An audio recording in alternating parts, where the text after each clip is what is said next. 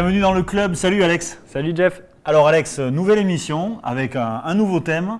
Mais d'abord, on rappelle ce qu'est le club, le talk show positif. Alors le club, pour ceux qui le découvrent aujourd'hui, c'est très simple. C'est un fauteuil club derrière nous, un décor tout autour qui change à chaque saison et un invité qu'on découvre ou qu'on redécouvre ensemble.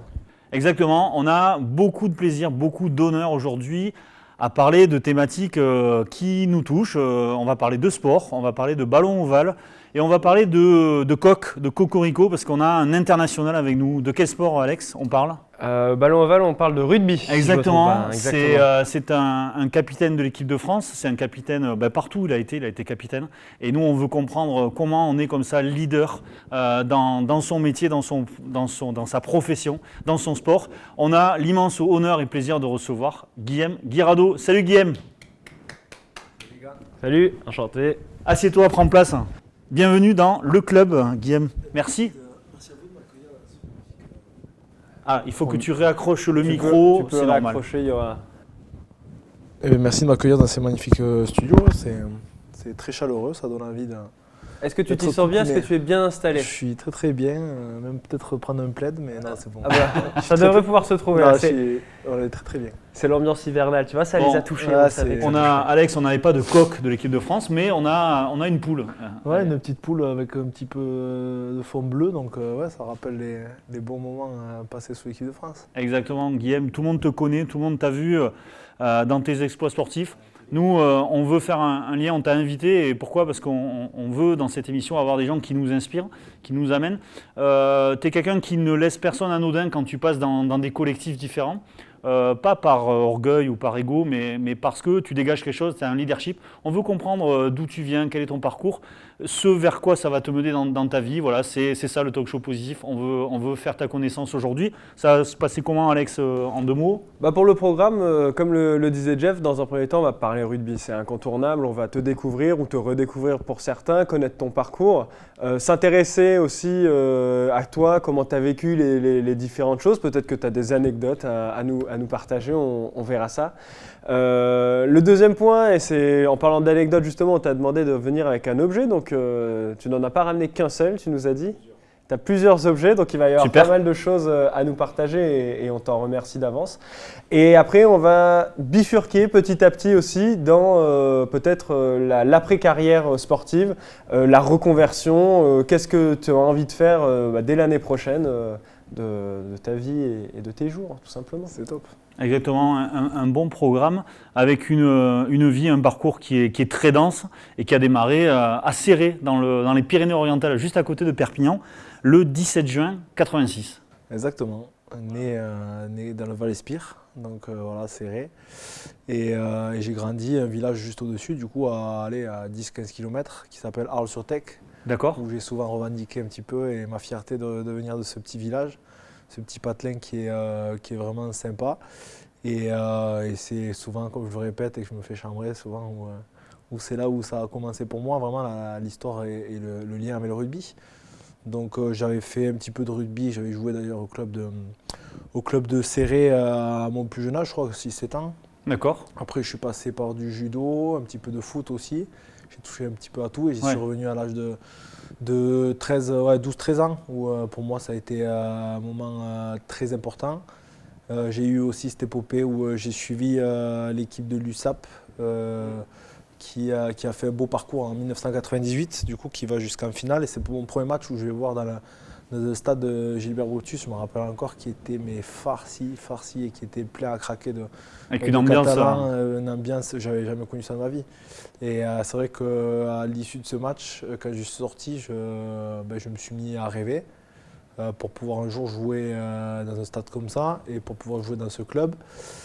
Et c'était le club phare du département et le club phare des Catalans, donc on s'identifiait tous par rapport à ce club. Et aussi, il y a l'année suivante, la Coupe du Monde 99, du coup, avec l'équipe de France qui fait un parcours assez incroyable. Ouais. Et c'est à l'âge où, en plus, où on se met à rêver, hein, j'ai 13-14 ans, c'est là où où on commence à s'affirmer et presque devenir un homme. Et c'est là où ça fait rêver. Avec ce match mythique et contre c'est les là, Blacks. Exactement, où là on ambitionne vraiment et on se dit pourquoi pas aller le plus loin possible dans ses rêves. Et pourquoi pas peut-être un jour même jouer pour l'équipe de France, qui sait, on ne sait jamais. Mais après, du coup, on se remet un petit peu dans le droit chemin, au sérieux. Et ça s'est fait par étapes, du coup. Et mon arrivée à Perpignan s'est fait à l'âge de 14 ans, 15 ans, à l'âge de jouer en cadet. Donc ça s'est fait avec un dirigeant. L'anecdote est sympa parce que ce dirigeant aujourd'hui n'est plus là. Mais ce dirigeant avait une maison de vacances, village au-dessus en fait, d'Arles-sur-Tech, qui s'appelle Corsavie. C'est Monsieur Beck. Et du coup, il s'arrêtait souvent à récupérer de la charcuterie chez le boucher du coin, qui est le papa d'un joueur qui a joué beaucoup, un petit peu à Perpignan et un petit peu à Colomiers aussi, qui a une belle carrière en Pro D2, qui s'appelle Cédric Coy. Et du coup, le boucher du coin, souvent, il parle un peu de tout et de rien. Et il savait qu'il était dirigeant du coup avec les cadets de Perpignan. Et là, il parle de moi et il dit il y a un jeune qui est bon et qui est prometteur. Est-ce que vous voulez peut-être le rencontrer, voir ou quoi? Et bon, c'est vrai que quand on est jeune, il y a souvent des détections où du moins ton nom peut ressortir. Tu es un peu plus connu que d'autres, où tu peux promettre à avoir un certain avenir.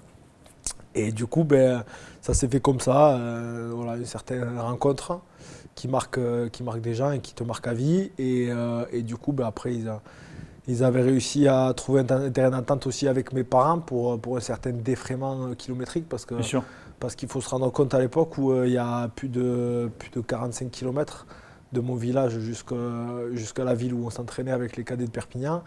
Et on le fait trois fois par semaine, quand même, déjà à l'âge de 14-15 ans. Et après, ça s'accélère petit à petit, on le fait de plus en plus. Exactement. Bon, après, j'ai été quand même indépendant aussi, où j'ai eu mon permis assez tôt, à 18 ans et demi. Donc là, mes parents n'avaient plus ce supplice de devoir m'amener. Ils venaient juste me supporter le samedi, mais c'est vrai que les entraînements font que grâce à la voiture, c'est quand même beaucoup plus facile et agréable pour tout le monde. Et ça permet aussi à moi de grandir et de m'émanciper et de devenir un homme, quoi.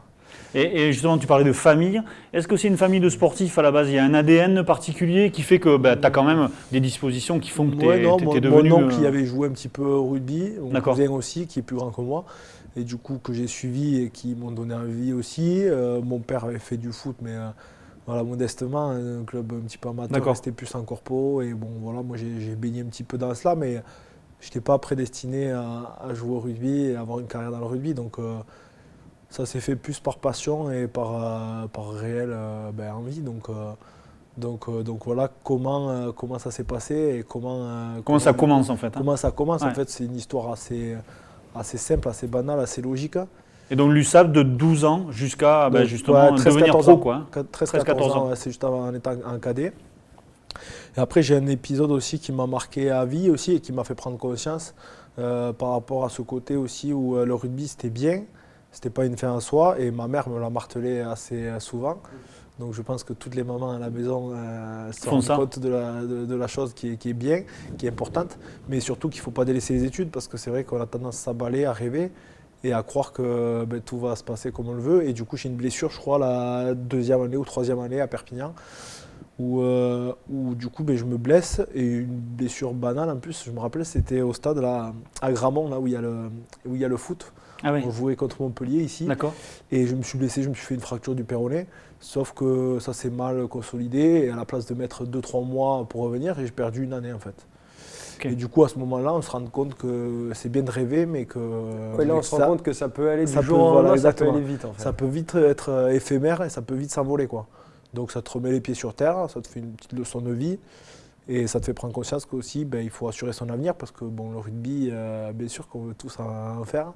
On veut tous devenir professionnels à cette époque-là, à cette génération-là, mais qu'il y a très très peu d'élus, quoi. Et donc tu suivais des études pendant ce temps-là? Par rapport à ce temps-là, du coup, j'ai continué les études et j'ai réussi à débaucher, à avoir mon baccalauréat, donc scientifique. Et sur cette année-là, juste après la blessure, je rentre aussi au Pôle Sport de Béziers. D'accord. Donc tout se met bien en place, ça se passe plutôt bien, on commence à intégrer les équipes de France jeunes, Donc ça fait encore plus rêver, on se dit Et c'est là qu'on n'est peut-être pas loin. à quel moment tu as le déclic que ça peut vraiment devenir Ton job. ta carrière Je l'ai toujours en tête en fait, c'est toujours un rêve. Dès le début, dès le début, tu as le rêve et tu t'y accroches. Ça reste en moi comme une étoile en fait, de toujours y croire et d'avoir cette destinée. Et du coup, en fait, quand on y prend goût, on a envie d'y croire encore plus en fait, tout simplement. Ouais, plus on passe des étapes et plus on se dit, en fait, c'est en train de se par faire. palier en fait. Et du coup, après, l'année d'après, j'intègre Marcoussis aussi par rapport à l'équipe des France de moins de 19 ans. En fait, à l'époque, pour l'histoire, c'est qu'en fait, à l'époque, pour l'équipe des France de moins de 19 ans, pour nous préparer au niveau, il n'y avait pas tous ces centres de formation, c'était pas structuré, c'était pas organisé. Les clubs étaient vraiment détachés de tout cela et c'était fait un petit peu à la va-vite. Peut-être il y avait quelques clubs qui faisaient un petit peu de développement, de muscu, mais très très peu, quoi. C'était pas comme aujourd'hui. Donc du coup, la fédération avait pris en compte et avait pris en charge du coup, de former ces joueurs-là et de nous former à Paris, du coup, au Centre national de rugby, à Marcoussis. Et du coup, on passait 4 jours vraiment à s'entraîner comme des pros, que ce soit le matin, à midi, après-midi, entre la muscu, la course, le rugby. C'était vraiment les prémices quoi, du Cette bulle-là, ça doit être quelque chose aussi quand on l'a vu pour la première fois, c'est génial. Au niveau de l'amitié, au niveau de la solidarité. Du collectif. Avec les mecs de notre génération. On se jouait tous les week-ends, mais on était ensemble, on faisait beaucoup de conneries forcément.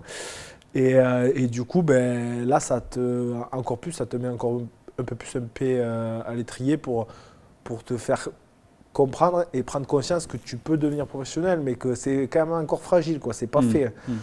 Et du coup, ensuite, l'année d'après, j'intègre le centre de formation de Perpignan. Et là, c'est pareil, c'est un processus qui se met bien en place, qui est bien huilé, qui a une très très belle génération et qui nous permet à nous d'être meilleurs de match en match. Et je rencontre aussi la personne de Franck Azema, qui est aujourd'hui l'entraîneur à Toulon, et qui lui se lançait aussi dans le coaching. Donc du coup, il reprend le centre de formation et entraîne. Et toute notre génération, en fait, va travailler très dur pendant ces 2 années-là et va avoir un très bel avenir parce que je pense qu'il y en a une grosse majorité qui a réussi à faire une carrière professionnelle et qui plus est dans notre club de cœur et dans notre club formateur. Donc voilà pour la petite histoire et le premier paragraphe, on va dire. Et très vite, tu arrives au premier titre finalement de champion avec l'USAP. Exactement, ouais, c'est 2-3 ans, 2009, 2-3 ans après. Ouais. Donc tout est allé très très vite, on ne s'en rend pas forcément compte parce qu'on est vraiment une bande de copains, voire même une famille, quoi. Donc c'est assez fort entre nous. Et surtout, quand on est jeune et qu'on n'a pas ce recul-là, on croque la vie à plein dedans et on se rend pas compte de ce qu'on fait. On se rend pas compte à quel point c'est dingue en fait, déjà aussi jeune, d'aller Exactement. aussi loin, de remporter le titre. Exactement. Ça, et souvent, on a des joueurs qui sont beaucoup plus expérimentés à côté de nous et qui nous disent d'en profiter, de savourer parce que c'est pas que comme ça aussi la carrière de rugby. Et le Brennus, c'est quelque chose que tout le monde veut et c'est pas facile de l'avoir. Très peu de joueurs l'ont eu durant leur carrière. Il y a des joueurs peut-être qui ont eu, je ne sais pas combien de sélections en équipe de France et qui n'ont jamais eu la tâche de le toucher. Donc on s'en rend compte les années d'après où on perd pas mal de finales, où c'est là que c'est plus douloureux. Mais voilà, cet épisode de Perpignan a été fondateur pour moi en tant qu'homme. Oui. En tant que joueur et en tant que sportif. Donc voilà mon premier, on va dire, paragraphe sur le fait d'avoir rêvé en étant jeune, d'avoir pu assister à ce match qui m'a donné énormément envie et d'en faire un jour mon métier, ma passion. À titre perso, c'est vraiment souvent dans le sport. Je passe d'adolescent à l'état d'adulte comme ça parce que je rentre dans un centre de formation et puis ça y est, je deviens pro. Le fait de devenir pro, je deviens un homme en fait. Hein. C'est complètement ça. C'est ça. Et aussi, je tiens à souligner tous les dirigeants et tous les encadrants qu'il peut y avoir dans ces générations et dans ces équipes jeunes parce que c'est quand même très très important pour nous. C'est là où peut-être on voit plus souvent aussi ces personnes-là que nos parents. Donc ils continuent de nous éduquer aussi. Et voilà, je pourrais les citer, mais ça serait long. Mais je me rappelle de tous les entraîneurs que j'ai eus à cet âge-là. Et pour moi, c'est aussi fort en tant qu'éducateur et en tant que personne au niveau des valeurs humaines en fait, qui nous ont transmises et qui nous servent aujourd'hui en tant qu'hommes. Et après le rugby, on ne s'en rend pas compte quand on est jeune forcément, mais c'est presque secondaire parce que ça nous a tous formés pour être des bons hommes avant tout. Oui, et puis alors on dit que les jeunes maintenant, sportifs, professionnels, etc., sont très assistés. À l'époque, vous étiez un peu plus autonome, mais quand même avec cette transmission, c'est-à-dire toujours un cadre, toujours un collectif. Tu n'es jamais à l'abandon quelque part, tu n'es jamais seul, quoi. Et ça, c'est rassurant, non, quand même. Et on se greffe surtout sur les valeurs collectives et sur les valeurs d'un groupe, en fait. Et c'est vrai qu'on est toujours ensemble, quoi. On vit toujours ensemble. Et le fait de vivre dans un centre de formation, d'une part, ça vous fait vivre en communauté un petit peu. Donc c'est très très important pour s'intégrer et pour avoir un lien social très très fort entre nous. Et voilà, au-delà de ça, ça devient plus que des amis. Et souvent, moi je considère que ça fait partie du cercle familial. Donc à n'importe quel moment, quand on s'appelle, on sait en nous qu'il y a quelque chose qui est fort, quoi. Qui est fort. Et le fait d'avoir fait des études et de se dire, le sport peut s'arrêter du jour au lendemain, donc il faut que je garde en tête le fait que je peux être moi demain sur le marché du travail et faire autre chose, ça t'amène déjà une maturité qui va t'amener vers un statut de leader comme tu l'as été. Peut-être du recul aussi sur ce que tu vis. Exactement. Après, forcément, la blessure, souvent, tout le monde en a parlé ou tout le monde peut l'évoquer, mais ça, quand on l'a pas touché du doigt ou quand on ne sait pas ce qui peut se passer après, ça paraît comme du vent en fait auprès des jeunes et auprès des joueurs. Donc voilà, il y a souvent certains témoignages qui en parlent, comme je fais référence à Gabriel Lacroix, qui a dû arrêter sa carrière à l'âge de 25-26 ans. L'an dernier, hein. Ouais, il y a 2 ans, je crois, avant le Covid. Donc c'est quand même quelque chose de fort. Et du coup, le fait de m'avoir inculqué cela et de me l'avoir répété, ça vous fait prendre conscience aussi quand vous êtes jeune que c'est bien, mais le rugby ça fait pas tout et il faut surtout avoir un plan de carrière et avoir quelque chose derrière où il faut que vous puissiez rebondir tout simplement. Donc après ça fait quelque chose de fort, mais ça vous permet aussi de devenir très mature et surtout d'être mûr parce qu'il faut l'être, parce que une carrière de rugby, ça passe très rapidement, et je sais de quoi je parle parce que ça se rapproche tout doucement, mais surtout c'est que ça peut être éphémère et ça peut s'envoler à une poignée de secondes ou sur un mauvais geste, donc il faut être très très prudent par rapport à ça, et c'est pour ça que j'encourage souvent et que j'interviens énormément par rapport à cela, aussi par rapport aux valeurs du syndicat des joueurs qui nous épaule et qui nous accompagne, Proval, qui a un rôle très très important et fondateur pour la suite. Et c'est vrai qu'on le voit comme ça, sur cette importance finalement d'avoir l'équilibre entre sa carrière sportive et ce qu'on fait à côté. Nous, quand on discute pas mal avec des sportifs notamment de haut niveau et on discute de la notion de double projet, d'être à la fois sportif de haut niveau, joueur, mais de peut-être aussi développer des choses à côté. On en parlera en deuxième partie d'émission. Mais si j'en parle maintenant, c'est parce que au final, toi, et on verra après la suite de ta carrière, dans les différents clubs que tu as fait, et même en équipe de France, tu as été capitaine, tu as été un leader, que ce soit sur le terrain ou dans les vestiaires. Et ma question, c'est, est-ce que quand on est joueur et aussi capitaine, de par toute la gestion du groupe et qu'il peut y avoir, est-ce que finalement, ce n'est pas déjà une sorte de double projet ou de double carrière? Est-ce que toi, tu le vois comme ça ou pas du tout? C'est naturel, c'est les deux. Donc moi, par rapport c'est vrai qu'au capitanat, j'ai jamais été très à l'aise par rapport au fait de parler devant un groupe. J'ai toujours été quand même discret, réservé, j'étais très très timide. Donc j'étais plus capitaine par l'exemple ou sur le terrain en fait. Mais c'est vrai que j'ai jamais trop affectionné. J'étais pas facile au niveau de m'exprimer, au niveau oral, j'étais très introverti. Et ça s'est fait en fait naturellement en fait, par rapport à la personne qui a beaucoup eu envie de le montrer plus sur le terrain par l'exemple en fait. De pouvoir parler sur des actions. Et en fait, au fil du temps, forcément, on s'émancipe, on se développe, on apprend de nouvelles choses et on se rend compte que des fois c'est très important et c'est bien de s'ouvrir aussi. Donc ça fait vraiment partie de moi sur la deuxième partie en fait. J'ai toujours eu besoin d'avoir cette légitimité en fait pour m'affirmer. Et pour parler en fait, j'ai toujours eu du mal en fait. Ça vient peut-être aussi du fait aussi du cocon à Perpignan d'avoir vécu depuis jeune avec toute la même équipe. Et ça, quand tu arrives du coup à ce statut-là, à ce moment-là, tu es dans un groupe qui te connaît bien, que tu connais bien et bien sur sûr, lequel vous êtes super soudés. Après quelques années aussi, mais ça fait partie de moi, je pense, de ma personne aussi. Mais c'est vrai que voilà, j'ai beaucoup d'estime par rapport à ça, par rapport au fait d'avoir cette légitimité. Ça m'a pris énormément de temps par rapport du coup, au maillot de l'équipe de France, où c'est vrai qu'à mes débuts, j'ai eu très très peu de temps de jeu pour m'affirmer, pour me montrer. Et j'avais un petit peu cette rage-là. Je savais que je n'avais pas montré tout le potentiel que j'avais Que en tu avais. moi et tout ce que j'essayais de montrer par rapport à mon club quand on m'a donné la chance en fait et que j'étais plus libre quoi. Et du coup voilà, j'ai aussi j'ai su être patient, su être aussi fort dans la tête parce qu'il faut continuer à s'accrocher, travailler dur. L'abnégation, c'est quelque chose de très très important. Et après, d'avoir l'humilité parce qu'on est obligé d'être humble quand on sait d'où on vient, le travail qui a été fait et surtout ce que l'on a vécu quand on est plus jeune. Donc voilà, c'est des valeurs qui m'ont été inculquées et qui me sont fortes parce que pour moi, ça reste la base de notre sport et de ma vie en Alors, particulier. il y a un film légendaire qui disait "Oh capitaine, my capitaine". Donc, c'est vraiment une thématique nous qui nous tient à cœur aujourd'hui et qu'on a voulu évoquer avec toi. En 2 mots, on finit ta carrière, c'est 5 ans à Toulon et tu as le titre de champion d'Europe. Depuis 2 ans à Montpellier avec la Challenge Cup l'an dernier avec un parcours très fort et très émotionnel et 2008-2019 en équipe de France, 33 fois capitaine de l'équipe de France.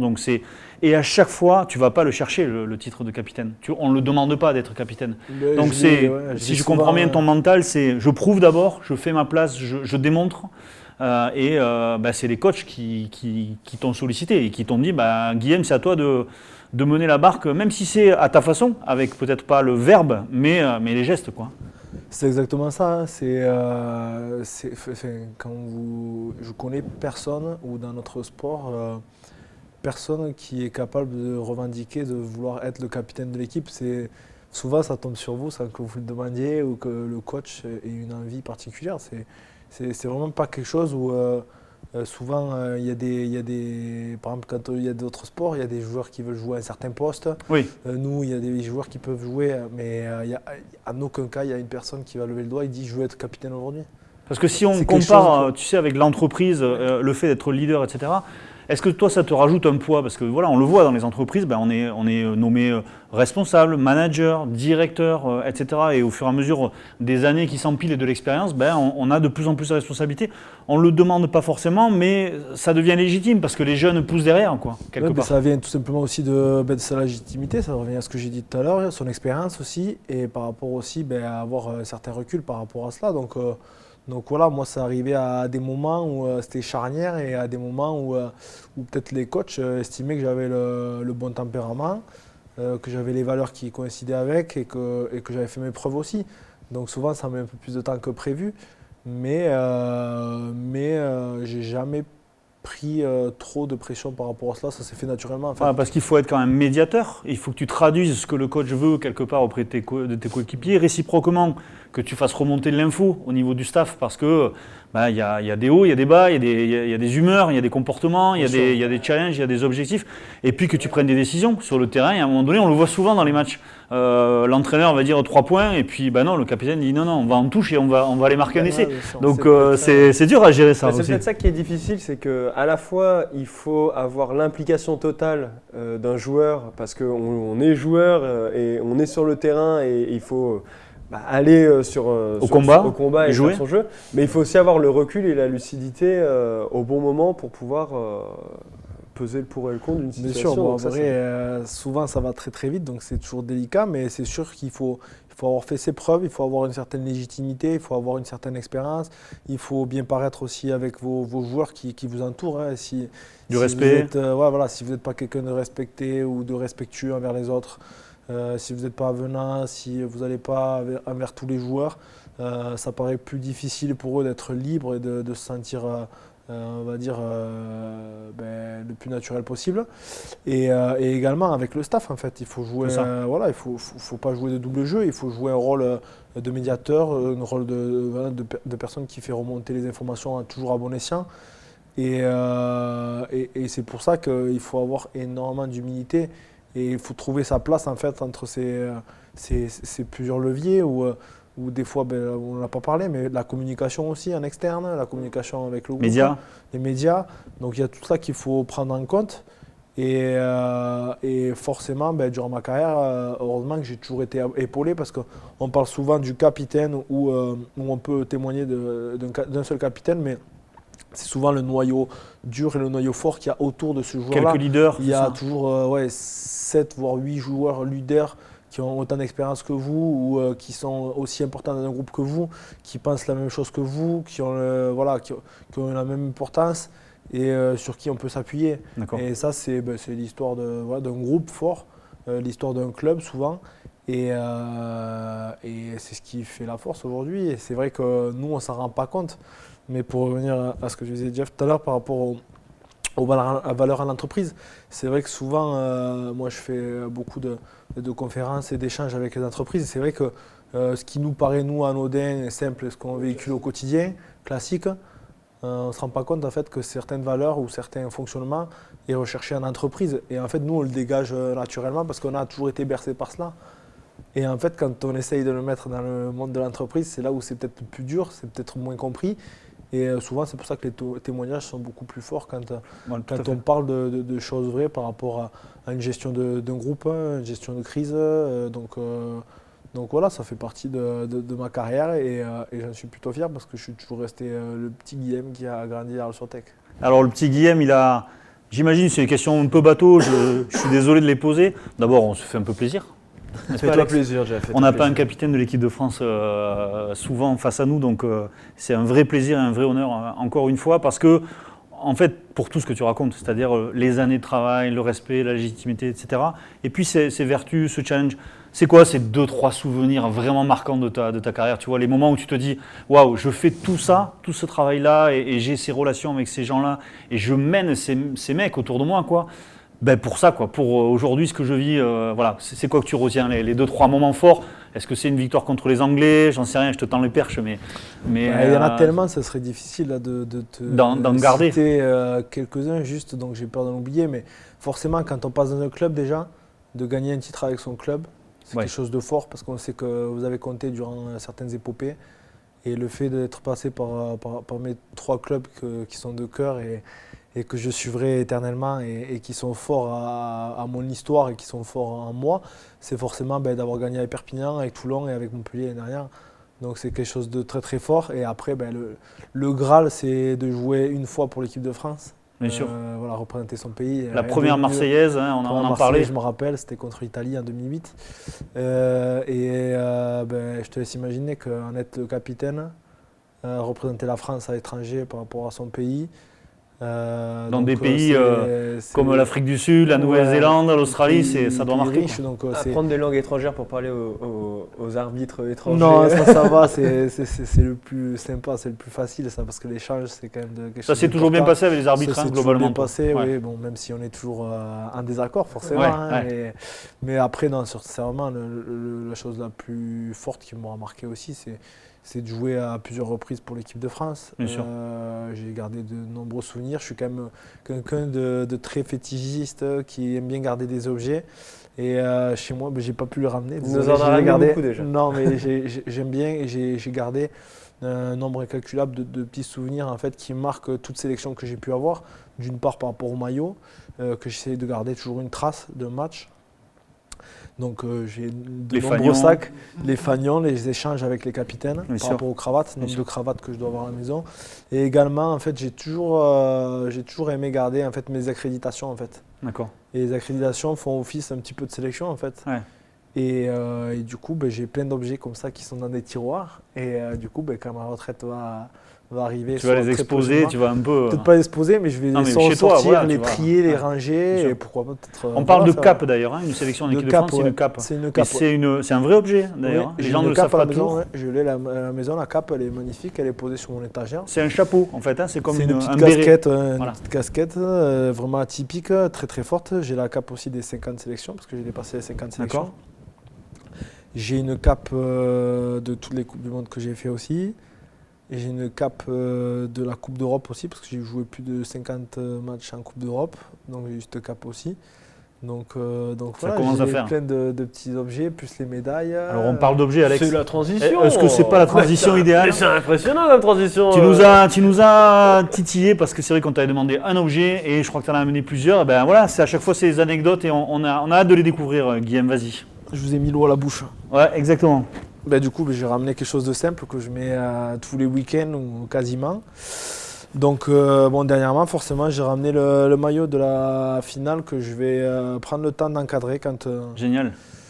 je. Finale de la Challenge Cup. la Du Challenge Challenge Cup. Cup. À Twickenham. Après une année, donc on le répète l'an dernier, une année difficile en championnat où vous vous sauvez, mais parce que c'est compliqué. Voilà, c'est une Ouais, année très compliqué. où tout n'est pas facile. Il y a beaucoup de blessures, Par il rapport y a au le Covid, Covid. aussi, le voilà. public et tout, c'est une année vraiment très dure. Et quelque part, c'est le Challenge Cup, c'est le fait d'aller chercher peut-être des équipes encore plus difficiles à jouer et dans l'adversité que vous vous resserrez et puis au ça fur et nous à a mesure, donné, vous y croyez et vous arrivez en finale. Ça Quoi. nous a donné un certain bol d'air frais pour le championnat. En fait, ça nous a Ouais. fait prendre conscience aussi qu'il y avait quelque chose à aller chercher quand même. Et ce que j'ai dit à titre de motivation, qu'un titre, ça restait un titre, ça marquait à vie. Bien sûr. Et du coup, on s'est fait un petit cadeau, tu vois, c'est la montre de Montpellier. On s'est D'accord. tous fait un petit cadeau par rapport à cela. Et Mérité. je remercie du coup le club et le président qui a participé aussi à ce petit cadeau. Mais c'est quelque chose qui… Un peu comme la bague de la NBA, quoi. Hein, ouais, quelque part. c'est version D'accord. version Ouais, montre. mais ça, c'est parce Mais qu'il y a c'est une quelque histoire. chose Et de- vous ouais, êtes une allé histoire, le chercher. c'est une année très très compliquée, qui a été dure mentalement aussi pour tout le monde. Et d'avoir au printemps cette petite chance de gagner un titre et de se maintenir à une semaine d'intervalle, Wow. c'était quelque chose de fort. Ouais. Vu d'où on est parti, c'est quelque chose de fort, c'est quelque chose qui nous a marqué et qui marquera tous les joueurs qui ont vécu ça. Et voilà, c'est beau parce que quand Et vous puis gagnez ça- un titre, c'est… ça a beau Ça souvenir installe la collectif dans gagne la dans douleur, un quoi. club aussi. Ça veut Aussi. dire que cette année, c'est mieux reparti. On sent Ouais, qu'il y a. on a Voilà, l'impression que ça surfe un petit peu sur l'année C'est ça, dernière, donc c'est c'est bien.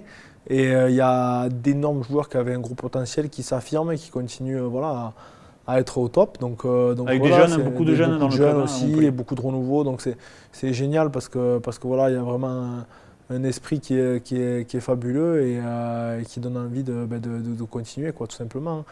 Et du Super, coup, super premier objet, Alexa. ce maillot sera encadré très prochainement et il y a quelques traces un petit peu Quelques traces de Twickenham un peu. Mais, Donc c'était, on le répète, Montpellier, Leicester, Leicester à Twickenham. Hein, donc Twickenham. c'était en terre hostile. un petit peu. Et c'était surtout aussi pour nous le retour du public. Et oui. Donc pour nous, jouer devant rien que 10 000 personnes à Twickenham avec les feux là qui mettent là avec le gaz, pour nous c'était incroyable, quoi. Ouais, ouais. On a l'impression qu'il y avait comme 80 000 personnes. La sortie Rien que du 10 match 000 personnes, le regalise fait d'avoir tout joué ça. toute la saison sur des à stades vide. vides, Eh ouais, ouais. là c'était incroyable. Rien qu'à Ouais. l'échauffement, on ne s'entendait pas alors que toute l'année on se parlait, on entendait tout. Ouais, ouais. Là, dès l'échauffement, on a compris que ça allait être très très compliqué. Autre chose. Super. Donc voilà, donc ensuite c'est les crampons, hein, c'est quelque chose qui est très très important qu'on met au quotidien et que du coup voilà, ça fait longtemps que je ne les ai pas remis de par ma blessure, hein, que j'espère pouvoir remettre très très prochainement. Et c'est quelque chose qui suit, et comme je suis fétichiste, j'en ai gardé souvent quelques-uns qui m'ont marqué, donc je les ai au fond du garage et j'ai plus qu'à les sortir et surtout aller laver un petit peu et peut-être les garder, peut-être les garder et voilà, essayer de me rappeler. Et ensuite, je me suis fait souvent chambrer aussi. Le velcro. Par rapport à cela, par rapport à la taille de mon bandeau, par rapport au fait de mettre sur les deux oreilles. Donc voilà, c'est quelque chose qui m'habite tous les week-ends, tous les samedis quand Bien sûr. je joue. C'est mes petits rituels. C'est ça. Et Et c'est c'est rituel. aussi ce qui te permet toi de rentrer dans Dans ton mon match, match. exactement. Donc voilà pour la petite histoire. C'est vrai que le bandeau, je l'ai souvent mis que sur cette oreille parce que je me suis fait opérer en fait quand je jouais à Perpignan au bout de la deuxième saison. Je crois qu'au bout d'un match, je commençais, dans le jargon on dit avoir un chou en fait, c'est Ah avoir oui. l'oreille qui gonfle à force du frottement de maillot ou des coups qu'on peut avoir. Et du coup je me suis fait opérer et c'est vrai que là ça a été une très très grosse douleur et surtout j'avais le chou à l'intérieur en fait dans D'accord. Dans l'oreille. dans l'orifice, donc du coup je n'entendais plus rien, donc c'était pas très très agréable. L'opération m'a fait très très mal aussi, Donc je m'en suis rappelé et la Ouais. seule manière d'y remédier et surtout d'éviter que ça revienne, et que C'était de ça- te protéger, bien sûr. c'était de me protéger. Ok. Donc voilà, c'est pour ça que j'ai le bandeau et que j'aime bien le faire assez large aussi.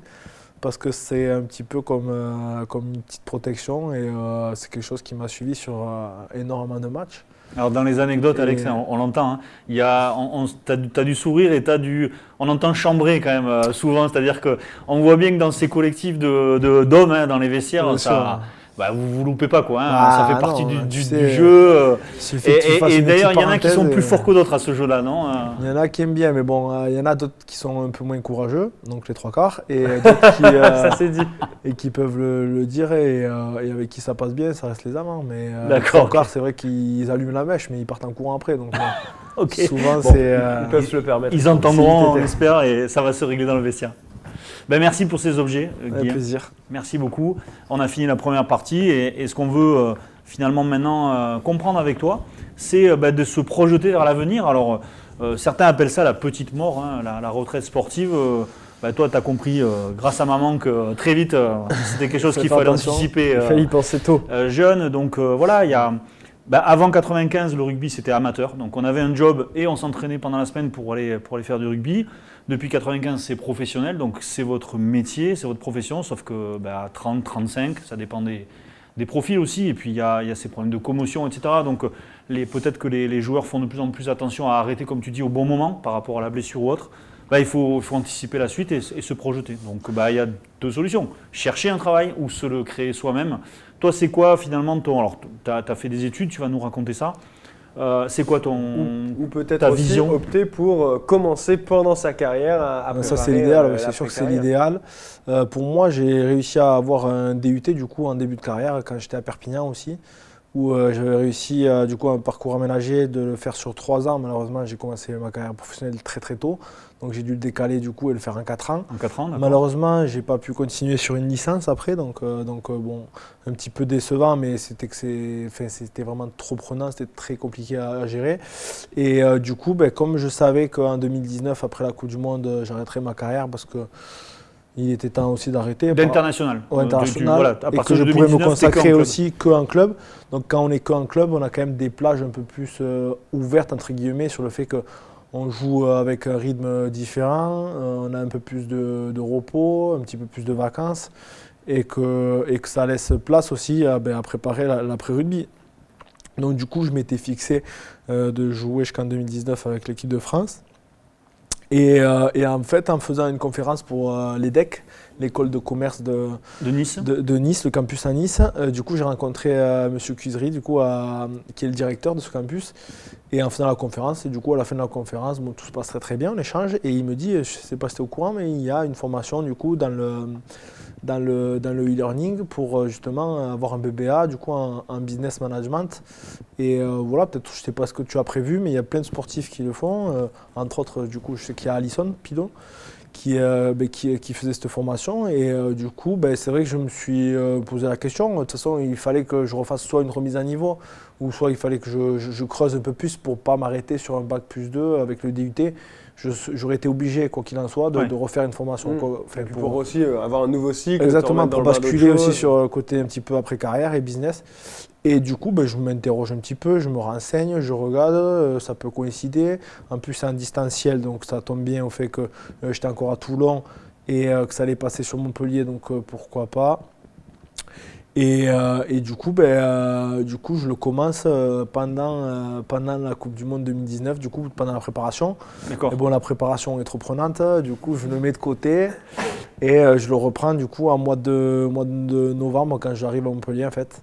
D'accord. Et malheureusement, je me blesse dès le premier match avec Montpellier, donc bon, forcément, il faut gérer tout ce qui est opération, rééducation, donc ça prend un peu de retard. Et le bon côté des choses, c'est que durant ce premier confinement qui s'annonce en mars, du coup, ces fameux 2 mois où on est tous restés cloîtrés à la maison, on n'a plus rien faire, moi j'ai rattrapé ce retard en fait. Ce qui était énorme, c'est que j'ai validé cette 3e année grâce à cela, entre autres. Et bon, je me suis beaucoup employé, donc je ne me suis pas ennuyé moi à la maison, il n'y a pas de souci par rapport à cela. Et il faut voir toujours le bon côté des choses. Bien sûr. Et du coup, j'ai réussi à valider ma 4e année l'année dernière aussi, par rapport au fait que Du coup, avec le Covid, c'est vrai qu'on avait que ça à faire, entre guillemets, de devoir s'entraîner, de devoir jouer. Et après, on n'avait pas trop de vie à côté, quoi, parce que tout était Bien sûr. fermé et qu'il y avait beaucoup de restrictions. Donc voilà, j'ai validé ces 2 années. Aujourd'hui, je suis en rédaction de mon mémoire. Donc après le tournage, je vais vite rentrer à la maison On va assez justement rapidement. faire un point sur ce mémoire, sur ta problématique de mémoire. Exactement. Où est-ce que tu en Et es. je vais devoir rédiger assez rapidement parce que je dois le rendre récemment sous peu, je pense. Alors ça va t'aiguiller vers quel type de métier ou de Et secteur du coup, d'activité? pendant les études, du coup, j'ai été contacté et démarché par mon assureur à Perpignan, du coup, pour pourquoi pas avoir une reconversion dans l'assurance, AXA. Et du coup, assez content que c'est pris forme. Là, ça avance très très bien. On est en train de vraiment préparer l'avenir et je suis content d'intégrer CLV Assurance. C'est quelqu'un qui me suit depuis mon début de carrière aussi, donc c'est quand même quelqu'un de très important. Et voilà, le fait d'avoir commencé à entrevoir un petit peu le côté business, le côté entreprise avec l'école de commerce, ça vous commence On commence vous à mettre mettre- un pied vers Ouais, exactement, un pied à nouveau l'étrier monde, quoi. pour le monde de demain, quoi, qui m'attend, Bien sûr. et le monde de la reconversion. Et du coup, de commencer à avoir quelques notions sur tout ce qui tourne autour du business, autour de l'entrepreneuriat. Et donc, voilà comment se profile un petit peu cette transition entre l'arrêt de carrière et le fait de se donner de nouveaux projets. Et ce qui est bien, c'est que ça prend forme, donc c'est assez génial. Ouais, c'est bien de voir petit à petit, c'est étape par étape. Et Comme je trouve ce que tu nous c'est racontais tout très à l'heure. important. Ce qui est bien, c'est pour le rugbyman, c'est en fait, d'être très très concentré quand on est sur le terrain, sur la préparation, quand on est au stade, de penser vraiment qu'au rugby et tout. Et en fait, une fois qu'on est chez soi, c'est d'une part vraiment changer d'air et changer les idées avec son cercle familial. Et à côté, d'avoir des projets aussi comme ça pour s'aérer l'esprit, en fait, pour justement apprendre et ouvrir vers d'autres compétences, parce que c'est quelque chose de tellement important. Il ne faut pas croire que c'est comme ça revient un petit peu quand j'ai commencé et quand j'étais jeune. C'est pas parce que vous allez faire que du rugby, que vous allez faire que de la muscu, que vous allez tout faire pour faire en sorte de devenir professionnel, que vous allez y arriver malheureusement. Et le fait, et ce que j'aime aussi souvent dans les pays anglo-saxons, c'est que souvent ils ont cette culture-là, eux, qui est fait qu'ils sont obligés de faire les deux. Et c'est vrai que quand on fait les deux, on développe peut-être des fois des compétences qui se rejoignent et qui vous permettent aussi de faire évoluer un petit peu votre esprit. Donc ça, c'est vraiment quelque chose de très important. Et par rapport justement à ce que tu dis sur cette ouverture d'esprit que toi tu as aujourd'hui sur l'importance de faire d'autres choses, est-ce que quand tu observes, parce que on l'a dit tout à l'heure, tu es un leader dans l'équipe, donc tu vois un petit peu peut-être comment évoluent les plus jeunes, on va parler du club de Montpellier parce que t'es au MHR aujourd'hui. Est-ce que tu vois que ces jeunes-là, je parle de ceux qui ne sont pas internationaux, qui sont des joueurs du club et qui peut-être pourraient tendre à le devenir international un jour, mais qui ne le sont pas forcément. Est-ce qu'aujourd'hui, ils sont plutôt dans un état d'esprit rugby pour potentiellement un jour avoir le Graal d'une première cape et ce genre de choses? Ou est-ce que tu sens qu'il y a un intérêt aussi pour, comme tu viens de le dire, Un double projet. toucher un petit peu à tout et de dire j'ai mon rugby, c'est ma passion, c'est mon boulot et j'y mets toute mon énergie, mais je ne me ferme pas d'autres portes? Il y a plusieurs profils de personnes dans un groupe déjà, et ce qui est normal. Mais forcément, aujourd'hui, il faut aussi relativiser aussi par rapport au fait que ce soit une autre génération, c'est différent d'un autre, et de ceux qui vont finir dans quelques années. Donc aussi, il faut prendre du recul par rapport à cela. Et vous doutez bien que du coup, par rapport à cette nouvelle génération, il y a énormément de liens autour du rugby, et que ce soit autour des réseaux sociaux, autour des jeux vidéo. Donc il y a beaucoup de paramètres qui rentrent en jeu et qui leur permettent de s'aérer différemment en fait, par rapport à ce que nous on a vécu. Donc il ne faut pas être réfractaire, il ne faut pas faire le vieux aigri qui ne sait pas de comprendre, l'ancien qui toujours essaye de rabaisser ou quoi que ce soit. Il faut justement essayer de comprendre en fait, comment ça fonctionne, de relativiser et de essayer de tirer le meilleur de tout cela. Mais moi qui ai été dans la transmission toute ma carrière, pour moi le plus important c'est d'inculquer des valeurs et de beaucoup d'échanger en fait. Et je veux revenir tout à l'heure sur ce que je vous ai dit, le fait d'être timide, réservé aussi, quand il y a des moments où ça va un peu moins bien ou que vous essayez de jauger un petit peu les personnes. ben, vous avez un côté un peu plus d'analyse en fait, où vous observez beaucoup plus dans l'observatoire. Et vous pouvez un petit peu déceler aussi comment les joueurs se comportent et dans quelle, entre guillemets, dans quelle case les joueurs peuvent être. Et ça fait partie aussi du management parce que vous savez qu'il y a des personnes avec qui vous devez parler un peu plus dur, d'autres plus il faut les dur, voilà, encourager. exactement. Et c'est pour ça que ça rejoint un petit peu tout ce que je vous ai dit tout à l'heure, c'est quelque chose d'important pour moi et ça m'a permis justement d'analyser tout cela. Et voilà, je pense que c'est quelque chose de très important de savoir à qui on parle quand on a une personne en face de nous. Ouais, le conseil, c'est d'avoir la conscience que ces métiers-là, qui sont des métiers quand même éphémères, ils doivent anticiper aussi la culture, la formation, l'ouverture. Ça n'empêche pas que les jeunes générations, ils peuvent utiliser les réseaux sociaux et tout ce qui est geek, En plus, info, et numérique, au contraire. Bien sûr. j'avoue, ils sont mieux calés que nous et Ouais. ils ont une vitesse grand V au niveau de toucher à tout, donc c'est génial. Mais moi, je mets souvent en garde que ça ne fait pas tout. Et souvent, j'aimais bien les anecdotes par rapport à cela. Souvent, ils se réfèrent au nombre de personnes qui peuvent vous suivre ou quoi, mais moi, il faut prendre du recul par rapport à ça et se rendre compte que des fois, ça veut strictement rien dire, quoi. Il vaut mieux être une personne naturelle, simple, et ne pas jouer un autre rôle en fait par rapport à ces réseaux sociaux ou ces médias interposés qui peuvent laisser croire que. Et le plus important, c'est voilà, d'être quelqu'un Toi, Guillaume, d'important et d'imposant. tu as quand même eu une exposition médiatique, puisque quand on est international, c'est déjà un degré, et en plus capitaine d'équipe de France, tu es à chaque rendez-vous média, tu es interviewé après les matchs, etc., etc. Il y a des contrats publicitaires, donc tu as quand même, j'imagine, senti déjà cette différence-là et cette médiatisation-là, mais on a l'impression que, vu la carapace que tu as, dans le bon sens du terme, hein, pas en mode défense, mais en mode recul et bonhomie comme ça, et sens des valeurs, ça t'a pas perturbé plus que ça, quoi. C'est quelque chose que tu as géré. Ouais, j'ai bien géré. Alors, je ne veux pas dire que je me suis préparé, mais en fait, j'ai toujours eu des piliers autour de moi, des personnes importantes qui, eux, justement, m'ont préparé à cela, à prendre conscience de comment ça se passait.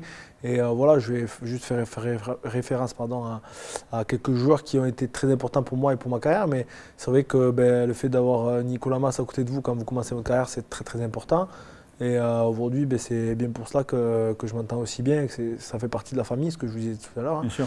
Et voilà, quelqu'un comme Thierry de Sautoir en équipe de France, où moi j'y suis arrivé à un moment donné où lui, il commençait à prendre du recul aussi. Donc beaucoup d'échanges par rapport à cela.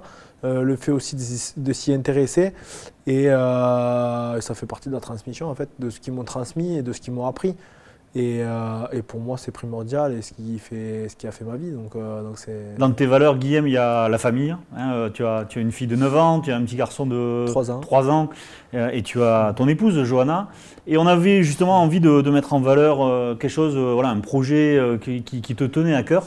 Ben justement, Johanna, elle est entrepreneuse et tu la soutiens dans son projet. On le voit, c'est l'atelier de Méliam. Ouais, alors explique-nous en 2 mots son projet et pourquoi ça te tient à cœur. C'est un projet qui est né aussi un petit peu sur la naissance de notre deuxième enfant. Liam, du coup, le Liam, en fait, c'est le début de prénom de ma fille, Maïlis. Et Liam, du coup, mon fils. Ton fils, d'accord. Et du coup, elle a commencé à concevoir toutes ces créations un petit peu destinées aux enfants. Toulon, sur Toulon quand on était à Toulon, mais bon, c'était pas structuré, c'était plus par passion et par plaisir. Et du coup, en arrivant à Montpellier, elle s'est formée, elle s'est inspirée, elle a commencé vraiment à créer, à vraiment à grandir. Et voilà, c'est vrai que c'est en train de prendre une belle envergure et c'est quelque chose qui anime au quotidien notre journée parce qu'on en parle souvent. Oui, toi tu t'y investis aussi, c'est ce que j'allais te demander. Ouais, je m'investis personnellement pour essayer de structurer, pour essayer de l'accompagner et pour essayer de lui donner quelques petits conseils aussi. Donc voilà, elle travaille énormément pour ce petit bébé qu'on a vu grandir. En fait, c'est ce petit. Mais c'est ce que je disais tout à l'heure, c'est que c'est bien, c'est que ça vous change des idées par rapport au rugby. Donc voilà, c'est intéressant de voir l'évolution et de voir comment ça grandit. Ouais, l'avenir de ce projet, donc ça sera à Perpignan quand vous allez retourner sur les terres catalanes pour vraiment s'y installer. Et c'est des articles pour bébés et enfants sur mesure. Elle brode les prénoms, etc. Exactement, donc il y a un vrai il travail fait vraiment quelque chose de remarquable. personnalisé. Personnalisé pour les nouveau-nés. Ça part de la couverture, la gigoteuse, à la tâche sucette. Du coup, les lingettes, elle fait des coffrets de naissance. Donc voilà, c'est vrai que nous, on a eu la chance d'avoir 2 enfants. Et c'est vrai que tout ce qui touche à l'enfance, c'est quand même toujours remarquable. C'est un des moments où on veut faire le plus plaisir. Et c'est vrai qu'on s'est dit, et moi, ce que je pars du principe, c'est que souvent, les gens ne savent pas trop quoi offrir. Donc souvent, c'est soit des doudous ou soit des parfums. Et je trouve que c'est sympa de mettre en avant ce genre de produit parce que d'une part, c'est fabriqué par des petites mains. Et puis c'est une tendance, c'est local, c'est du sur-mesure, c'est fait main. Enfin voilà, c'est des valeurs qui sont en train de revenir. Ça. Je pense que tout le monde s'est rendu compte avec le Covid aussi qu'il fallait s'attacher à ce genre de service, à ce genre de petites boîtes. Et j'espère que livré sur mesure, il n'y a pas besoin d'Amazon, là c'est vraiment du local. Exactement, l'avenir sera radieux. Il y aura peut-être des petits articles avec des coques et des maillots une collab recyclés. Ouais, pourquoi pas, faut voir. Il faut aller le plus loin possible pour continuer à rêver, mais surtout de bien le structurer. Et peut-être que vous l'inviterez ici dans quelques temps pour en parler. On a des chefs d'entreprise, donc pourquoi pas. Donc voilà. Bien, on va arriver vers la fin de cette émission. On te remercie vraiment de venir comme ça, prendre un moment pour nous raconter tout. Là, on va se projeter sur cette année. Cette année, c'est une saison. Tu vas reprendre dans très peu de temps. On va dire un gros merde d'abord parce qu'il y a toujours ce dernier challenge. On a envie. J'imagine que chaque match maintenant que tu vas, je touche du bois, reprendre très vite. Ils vont être importants sans non plus dramatiser, mais d'y prendre du plaisir. Ils vont énormément compter pour moi. Je sais que forcément, et j'en ai pris conscience qu'à l'après-rugby, des choses que l'on vit sur un terrain de rugby, autour d'un stade, avec les gens qui vous encouragent, vont forcément me manquer et qui seront forcément différentes.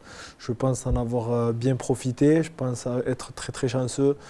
Et vraiment très très content d'avoir pu réaliser tout cela. Mais c'est vrai que ce dernier virage et ces derniers moments de saveur sont très importants. Surtout le fait que je me sois blessé sur le premier match vous remet encore plus en question en fait, parce que la remise en question est perpétuelle à notre niveau. Du coup ça montre et ça rappelle aussi que ce que je me suis posé dès que je me suis blessé et que je me suis fait opérer, c'est est-ce que tu vas avoir autant de force mentale pour revenir à cet âge-là que ce que tu as eu sur toute ta carrière. Et du coup, ça va vous permettre de repousser vos limites. Donc et de là, de ce que tu ressens quand tu reviens, tu sens qu'en fait, tu as toujours la même envie et c'est ça tu as envie de finir comme il faut. Exactement, c'est ça. Et j'ai fait très très attention dans ma rééducation, ce qui m'a permis aussi d'être un petit peu en avance. Donc je dois voir le chirurgien dès la semaine prochaine. Et j'espère que j'aurai le feu vert et que ça va lancer la deuxième partie de saison parce que le deuxième bloc qui nous attend est aussi dense que le premier que l'on vient de réaliser avec brio. Donc voilà, je pense que c'est quelque chose de mesuré de ma part. Et forcément, on a tous envie de finir par la plus grande des portes. Quelques bandeaux encore autour de l'oreille, quelques crampons, quelques maillots à collectionner. Je ne peux pas les compter, je ne sais pas encore combien. Mais ce qui est sûr, c'est que c'est quelques-uns et il n'y en aura pas d'autres. Donc voilà, le profiter à fond, savourer. On a un groupe qui vit super bien ensemble, qui aime bien décoller ensemble aussi, bien faire la fête. Donc ça reste pour moi les valeurs les plus importantes dans le rugby. Et voilà, je pense qu'il y a de très belles choses à faire sur les mois à venir. Alex, on a passé un super moment, des confidences sur un personnage qui s'est construit. Moi, je trouve que tu es un vrai exemple parce que il y a la sobriété, il y a de l'humanité et tu as parlé de valeurs tout le long finalement de ton parcours.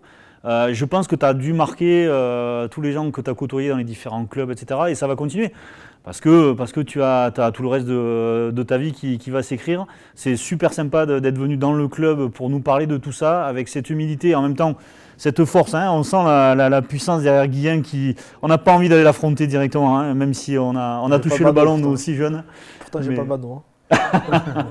Merci Guy en Merci tout à cas. vous, c'était super. Merci à vous de nous avoir suivis. Guy, vous l'avez vu, de l'humilité, c'est du partage, c'est cette inspiration positive.